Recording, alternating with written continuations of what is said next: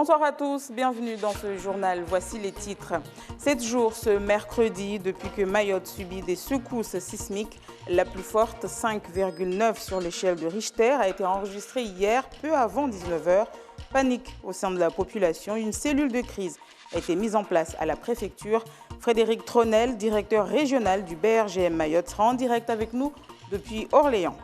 Faire venir des vaches depuis la métropole, le secteur agricole n'en est pas à sa première opération. Après des Montbéliards et autres races, cette fois-ci, ce sont des Jurassiennes qui ont fait le voyage jusqu'à chez nous. 10 bêtes accueillies comme il se doit par les agriculteurs ce matin. Enfin, les déchets, thème mis en avant dans les mercredis de l'UNSS par les élèves du collège Zenamdéré. La matinée de présentation, c'était aujourd'hui, ici à Pamandi. Des précisions à la fin de ce journal. Mais d'abord, cette confirmation par le grand cadi de Mayotte, Bakar Nourdine. Le ramadan débute demain, jeudi, pour toute la communauté musulmane de l'île. Le croissant de lune a bien été aperçu dans le ciel mahorais. Le début du jeûne, c'est donc à partir de demain, et ce, pendant 29 ou 30 jours. Bon ramadan à tous. Une population en panique, c'est ainsi que l'on peut résumer la situation suite aux multiples secousses enregistrées dans l'île depuis jeudi. C'est le dire soir, 5,9 sur l'échelle de Richter, la plus forte enregistrée depuis 1993 a eu raison de la patience des Mahorais. Vous êtes en effet nombreux à avoir passé la nuit dehors de peur d'un éventuel effondrement des habitations. Les précisions de Laini Sadachim et Daniel Abdou. Jeunes et moins jeunes, tous ont passé la nuit à la Belle Étoile. Dans les différents villages, les habitants ont quitté précipitamment leur domicile, pris de panique après la diffusion des messages, notamment sur les réseaux sociaux, d'une nouvelle réplique annoncée comme dévastatrice.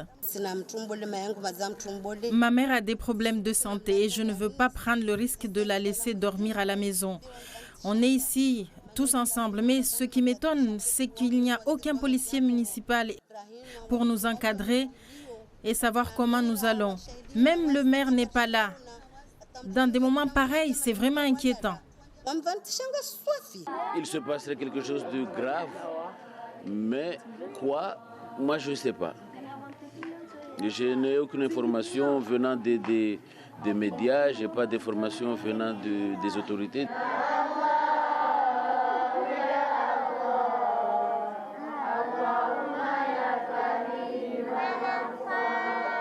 Et comme c'est le cas souvent chez nous, face à ces phénomènes naturels, les Mahorais, majoritairement musulmans, multiplient les prières. Autant être dehors que s'il y a des dégâts ou il y a des soucis, au moins on est tous dehors en train de s'entraider ou de se protéger, quoi. Voilà, c'est pour ça qu'on est là, on est en train de lire le Coran, de demander de l'aide à Allah qui nous vienne en aide, qui nous protège au cas où il y a des secousses. Depuis hier, on est là, on prie, on lit le Coran avec tous les enfants parce que Dieu est grand. Elle a bien demandé qu'il faut lui demander pardon. On est là pour lui demander pardon, tous nos péchés qu'on a faits. En l'absence de structures d'accueil aux normes sismiques, la population est parquée sur des terrains vagues dans les rues et places publiques. Les mouvements de foule observés dans l'ensemble des communes de Mayotte ce mardi ont mis en évidence le manque de préparation de la part des autorités pour affronter les phénomènes de catastrophes naturelles. Et pendant que beaucoup d'entre vous êtes restés des heures durant sur les terrains et autres plateaux, vous êtes tout aussi nombreux à avoir envahi les mosquées. Un refuge pour certains, comme ici à Poroani, Mzouazdia et Boni, où se sont rendus Henri-Fina Mohamed et Costa Bahari. Des maisons qui bougent, à l'origine des tremblements de terre à répétition, la population a peur. La psychose gagne du terrain, les gens se jettent dans la rue. D'autres personnes préfèrent même dormir à la Belle Étoile sur des espaces publics, seul lieu jugé rassurant. Ici, nous sommes en sécurité, on n'a pas à courir avec les enfants. On a compris qu'avec ce qui s'est passé ce soir, on devait se débrouiller par nous-mêmes. Les autorités préfectorales ne cessent de publier des communiqués d'apaisement, mais devant la multitude de secousses, la population reste toujours craintive. Dehors, on est plus à l'abri qu'à l'intérieur. D'autant plus qu'on ne sait pas ce qui se passe réellement, les autorités ne communiquent pas beaucoup. On n'a pas d'informations justement, il faut aller sur Internet, aller chercher les informations et sur les réseaux sociaux par exemple, les choses vont trop vite et il y a plein d'informations, ce n'est pas les bonnes informations lesquelles, donc on préfère plutôt se mettre à l'abri et à l'abri c'est plutôt dehors qu'à l'intérieur. Les prières se multiplient devant et dans les mosquées. Les gens demandent le pardon d'Allah et sa miséricorde. 5 secousses comme les 5 prières de la journée. Là, ça devient grave. Prions.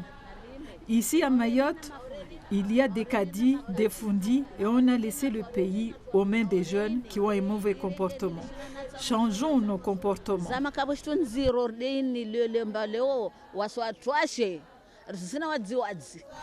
La bénédiction viendra sans doute avec le Ramadan, un mois sacré qui commence demain pour la majorité de la communauté mahoraise.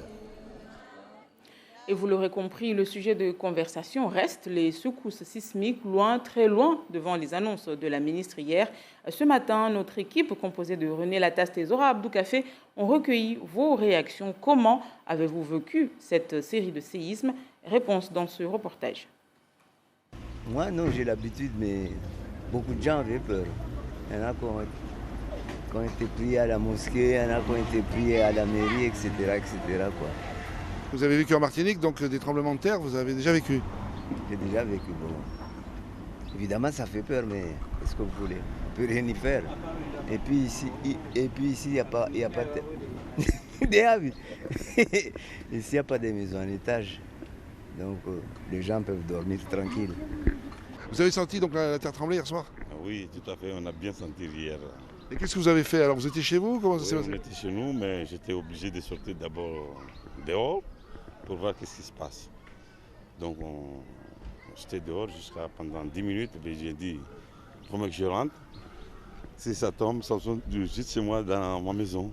J'étais à l'intérieur de la maison, il y a ma voisine qui a tapé fort pour me réveiller. Le moment où j'ai descendu, j'ai appelé les enfants pour sortir de la maison. Déjà ça tremblait, j'arrivais même pas à me tenir en équilibre. Donc on est dormi par terre sur la véranda.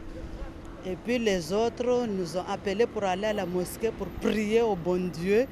Et puis mais je n'ai pas pu y aller, j'ai prié sur place avec les enfants et mes petits-enfants. Je vais le faire. Et là vous craignez encore là, qu'il y ait encore du tremblement de terre? Ouais, je sais, il y a encore tremblement de terre, il y en a encore parce que le météo il est dit il y en a. Juste le Dieu qui a fait, c'est pas la personne, c'est le Dieu qui a fait, c'est pas nous qui, c'est le Dieu. Hier soir, vous avez senti quelque chose Non du tout, j'étais dormir là. C'est au matin quand j'ai entendu des bruits sur la route, hier soir il y avait de tremblements de terre. Mais moi je ne me sentais rien du tout. Pointés du doigt par la population, les services de l'État se mobilisent 7 jours après le début des secousses. Un centre opérationnel départemental a été activé par le préfet Dominique Sorin, un outil pour mieux gérer la crise liée au phénomène sismique sur l'île. Les explications de Gervais Nithieu et Fahar Hussein. Dans la salle Claude Erignac à Mamoudzou, une ambiance studieuse. En présence des chefs des services de la préfecture et des responsables des communes de Mayotte, Dominique Sorin s'entretient en visioconférence avec des spécialistes du Bureau de recherche géologique et minière basé à Orléans, dans le centre-nord de la France. Depuis le début des secousses sismiques sur l'île, c'est la première fois que le préfet active le centre opérationnel départemental. Cette réunion de crise dure un peu plus d'1 heure. Elle intervient au lendemain d'un tremblement de terre de magnitude 5,8, la plus forte intensité jamais atteinte à Mayotte. Suite à ce qui s'est passé, on a pu constater, pour l'instant on est en train de le recenser, un certain nombre de bâtiments où il y avait des fissures et donc il est demandé aux habitants ou aux entreprises aussi, ça concerne aussi les bâtiments scolaires, de signaler cela aux mairies qui le répercuteront auprès des services de la préfecture. Mayotte ne dispose pas de bunkers où installer des habitants en cas de situation très grave. Mais les autorités assurent que les services de l'État sont fortement mobilisés pour répondre à toute crise de grande ampleur. Nous sommes en train de gérer une situation en fonction des éléments qui existent et s'il le faut, nous monterons bien sûr en puissance en termes de capacité de réaction si le phénomène devrait prendre de l'ampleur. Ça veut dire que les services de l'État disposent des moyens nécessaires pour faire face à une situation plus grave. Mais l'État s'organise toujours pour faire face à une situation plus grave. Illustration de cette mobilisation, le centre 15, les équipes du SAMU sont à pied d'œuvre, prêtes à intervenir. Si on a un afflux de victimes important à un endroit, on sait comment faire, c'est notre travail à la base de toute façon. C'est-à-dire qu'on part sur place, on évalue les victimes, le nombre et on évacue en fonction. Et ça pas seul avec l'aide des différents services de l'État, notamment pour les routes qui vont être déblayées, la gendarmerie pour la sécurité ou le moyen héliporté. Le SAMU s'entraîne plusieurs fois par an avec les sapeurs-pompiers pour pouvoir gérer efficacement des catastrophes naturelles graves. Pour l'heure, les autorités recommandent aux habitants de respecter scrupuleusement les consignes de sécurité édictées en cas de séisme, comme par exemple rester chez soi près des structures porteuses de maisons ou encore se mettre sous la table. Une population qui s'inquiète de ne pas savoir ce qu'il en est réellement. Peut-on prévoir les secousses et surtout jusqu'à quand ce phénomène va-t-il durer? Des réponses ce soir avec Frédéric Tronel, directeur régional du BRGM Mayotte, en direct depuis Orléans. Bonsoir monsieur et merci de répondre à nos questions. Déjà, expliquez-nous ce phénomène que l'on vit ici depuis 7 jours.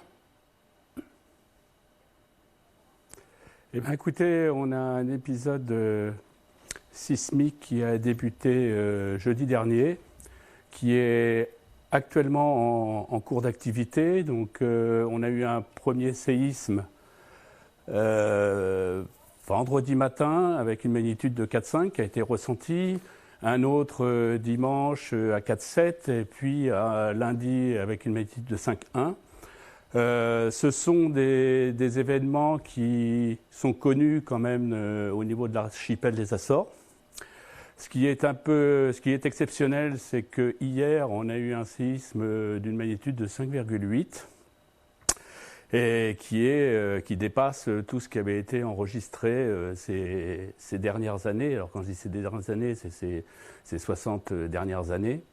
On avait un maximum jusqu'ici qui avoisinait les 5,3 et aujourd'hui donc on est à 5,8 effectivement, qui est une magnitude jamais atteinte. Monsieur Tronel, la question la plus récurrente, les phénomènes sismiques. La question la plus récurrente, monsieur Tronel, c'est est-ce qu'on peut prévoir un tremblement de terre? Alors je vais vous répondre simplement. Aujourd'hui, on ne peut pas prévoir les tremblements de terre. C'est pour ça qu'aujourd'hui, il ne faut pas que les gens paniquent sur des annonces qu'on trouve sur les réseaux sociaux annonçant des séismes dans 2, 3 heures ou 4 heures. On ne peut pas prévoir les séismes. Aujourd'hui, un séisme, on ne peut que le constater avec du matériel de mesure qu'on a à disposition alors, au niveau d'observatoires internationaux ou à partir de matériel que le BRGM possède à Kawini et sur d'autres sites. Parmi les consignes que l'on donne aux habitants, c'est de rester, quand on est à l'intérieur d'une habitation, de rester près d'un mur porteur ou bien de se mettre sous une table, en tout cas un meuble solide. Mais quand on dit ça à la population ici, ils ne comprennent pas trop. Tout le monde court dehors. Exemple avec ce qui s'est passé hier soir. S'il y a possibilité de sortir de l'habitat qui n'est pas sécurisé, il faut le faire. Mais si vous êtes au premier étage, vous n'avez pas le temps de descendre. Un séisme, c'est très court, ça dure quelques secondes. Donc effectivement, il faut se protéger, il faut se mettre sous une table qui permettra de se protéger éventuellement de plafonds, de faux plafonds, de tôles qui tombent, ou se mettre effectivement dans l'encadrement d'une porte parce qu'il y a un linteau qui vous protège. Et à partir de quelle magnitude doit-on réellement s'inquiéter ? Aujourd'hui, on sait qu'avec une magnitude avoisinant 5, 8, 6, on a des dommages légers qui peuvent apparaître sur des bâtiments qui sont vulnérables. Donc aujourd'hui, les magnitudes atteintes au niveau de la zone de l'archipel des Comores, qui se situe entre le rift est-africain et Madagascar, on a toujours eu une sismicité diffuse. Donc qui n'a jamais dépassé les 6. Maintenant, aujourd'hui, on ne peut rien exclure. Il faut être vigilant, et je pense que tous les services de l'État et les services de secours, de police, de gendarmerie sont présents, alertés. Et le BRGM, nous, on effectue un suivi, mais malheureusement, on pourra, je le répète, pas prévoir les séismes. Et ça, nulle part dans le monde, on ne prévoit les séismes, que ce soit au Japon, au Chili, on les constate. Et dernière question, M. Tronel. Aujourd'hui, le phénomène, il est en cours. Il est en cours, le phénomène. Il va durer plusieurs jours, peut-être plusieurs semaines, et peut-être plus. Aujourd'hui, on ne peut pas savoir. C'est des phénomènes qu'on rencontre régulièrement à travers le monde, ce qu'on appelle des essaims de séisme, on ne connaît pas leur durée et on ne peut pas appréhender la fin de l'épisode. Donc c'est aussi une incertitude quant à l'intensité de la prochaine secousse. Alors l'intensité de la prochaine secousse, on est peut-être aujourd'hui sur une phase descendante, on ne sait pas. Peut-être qu'on va avoir encore quelques séismes de la même magnitude ou peut-être un peu au-delà. Aujourd'hui, on ne peut rien dire de plus. Merci beaucoup, M. Tronel, d'avoir répondu à nos questions ce soir. Je rappelle que vous êtes le directeur régional du BRGM Mayotte. Merci beaucoup. On change de registre à présent, rien à voir avec la situation sismique de l'île. On va parler de vaches. 10 vaches de la race dite des brunes du Jura ont été acheminées jusqu'à chez nous par vol régulier. C'est un projet des éleveurs de Mayotte regroupés dans la coopérative des éleveurs de Mayotte, la COPADEM. Une opération pour redynamiser l'élevage local. Un soulagement pour les éleveurs après l'échec de faire venir 120 bêtes fin 2017. Un échec dû au dernier moment à une contrainte du transporteur. René Lataste et Zora Abdoucafé. Dans ce vol régulier provenant de la Réunion, 10 vaches brunes du Jura. Des bêtes très attendues, des mois d'organisation pour ce voyage de 9000 km entre la métropole et Mayotte. Soulagement ? Pas encore. Pas encore. Pourquoi ? Quand on les verra sortir de l'avion. Le premier container est sorti de l'avion, livré. L'émotion est à son comble. Non, je peux pas parler là. Trop d'émotion ? Ah ouais.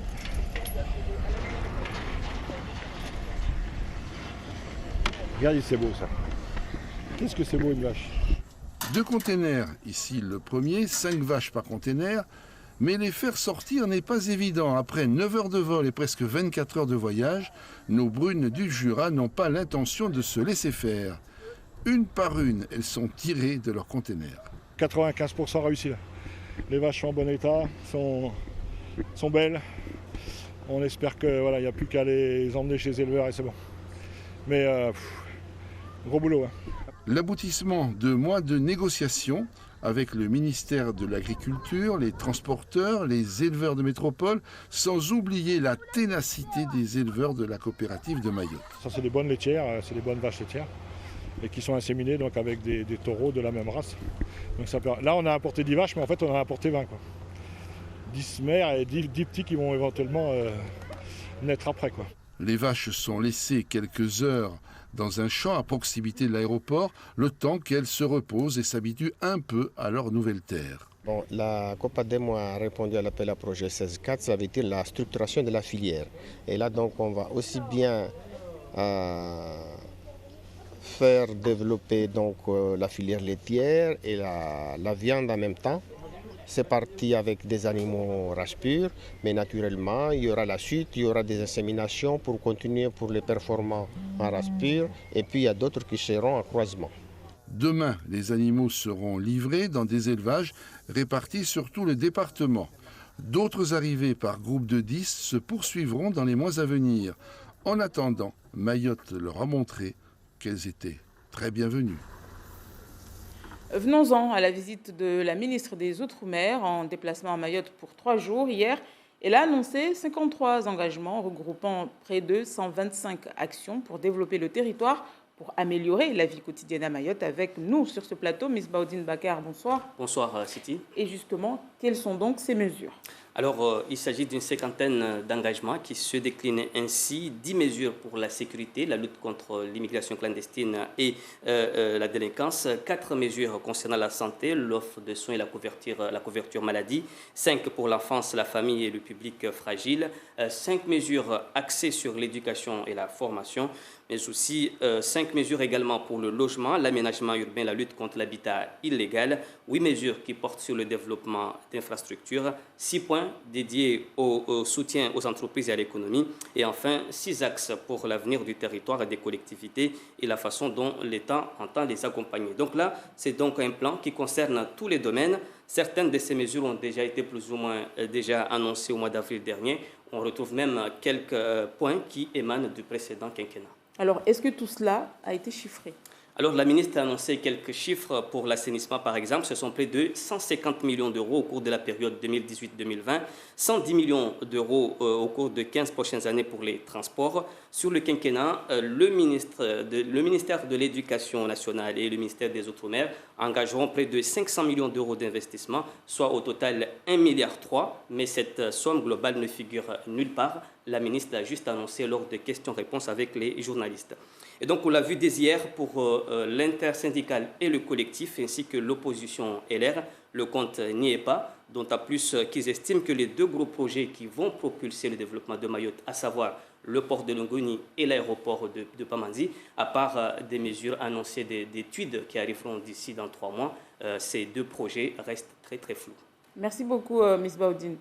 Miss Baudine, qu'on retrouve tout à l'heure dans Kalawadala. Il sera bien entendu question du bilan de cette visite ministérielle avec comme invité Mansour Kamardine, Roukia Lahadji et Hassan Abdallah. Dans la rubrique Les mercredis de l'UNSS, direction aujourd'hui le collège Zenamdéré à Pamandzi, où les élèves ont organisé avec le corps enseignant une matinée autour de la thématique des déchets en présence de Génial Atoumani. Géraldine, lui. 10 heures ce matin devant le collège Zenamdéré. Les élèves munis de gants et de sacs poubelles ont une mission, ramasser tout ce qu'ils trouvent. Une opération nécessaire pour les instigatrices du projet, puisque la saleté aux abords de l'établissement incombe à tous. C'est l'œuvre des élèves et l'œuvre des gens qui sont extérieurs. Mais aujourd'hui, nous sommes rassemblés pour que nous puissions ramasser tous ces déchets. Et je pense qu'en faisant ça, nous pouvons montrer à tous les élèves que nous pouvons garder notre nature propre. À travers l'action de jeunes filles qui sont membres du conseil d'administration du collège, ça a été le souhait donc de sensibiliser tous les enfants du collège sur les problématiques de l'environnement, du développement durable. Des opérations comme celle-ci sont pourtant récurrentes à travers l'île. Malheureusement, rien ne change, estiment ces collégiens. Il y a trop de déchets dans cette île et ça gâche la beauté. Et moins il y en aura et on pourra en profiter. Les touristes ne pourront pas beaucoup profiter si notre île n'est pas jolie. Il faut qu'on protège notre île. Une action sous l'œil vigilant de Gaël. Mon travail, c'est de faire des photos, puis aller les commenter et les publier sur le site. Sur notre site, il y a des commentateurs sportifs, des photographes et des journalistes. Après le ramassage, place au tri avec l'association Yes We Canet, partenaire de l'événement. En bref, dans moins de 3 heures, débutera la finale de l'Europa League entre l'Olympique de Marseille et l'Atlético Madrid, une finale de la Ligue Europa qui se joue à Lyon. La pression monte et à quelques heures de ce match tant attendu à Marseille, le départ des supporters est à son paroxysme. Les ultras de l'OM croient fermement en leur équipe, tout comme les supporters de l'OM à Mayotte. Les Phocéens ont en tout cas l'occasion de remporter une seconde coupe européenne après celle de la Champions League en 1993. Et voilà qui met un terme à cette édition. La principale information à retenir, la multiplication des secousses depuis 7 jours dans notre île. La plus forte a été enregistrée hier soir avec 5,8 degrés sur l'échelle de Richter, à une trentaine de kilomètres de Pamandzi. Au sein de la population, c'est la panique dans tous les villages.